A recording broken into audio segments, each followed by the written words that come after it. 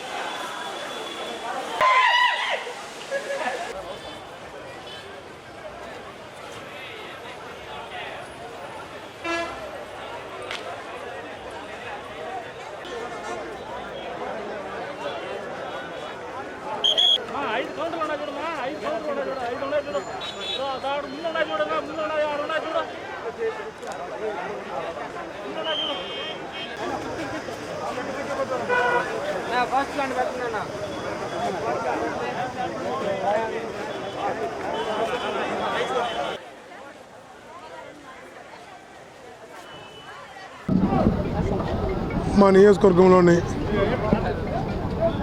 మా పార్టీ నాయకులకు, కార్యకర్తలను, ప్రజాప్రతినిధులను ఒక కుటుంబంలా కలిసి ఏదో ఒక పుణ్యక్షేత్రంకి వెళ్ళడం ఆనవాయితీగా వస్తుంది. ఒక ఉచితైక కుటుంబంలాగా, ఒక ఆత్మీయ కుటుంబంలాగా మేము, మా ప్రజలు, మా నాయకులు, మా కార్యకర్తలు వేరుగా కాకుండా అందరం కుటుంబం అవడం మొదటి నుంచి ఆనవాయితీ. అందులో భాగంగా ఈరోజు షిరిడీకి వెళ్ళి 4 రోజుల తర్వాత తిరిగి రావడం జరిగింది. చక్కగా భగవంతుడు సాయినాథుని దర్శనం అందరికి కలిగింది. అందరం కూడా చక్కగా మాట్లాడుకుంటూ వెళ్ళాం, చక్కగా ప్రయాణం చేసాం, చక్కగా దర్శించుకున్నాం, చక్కగా తిరిగి వచ్చాం. అందరికి కూడా కృతజ్ఞతలు తెలియజేసుకుంటాం. Thank you.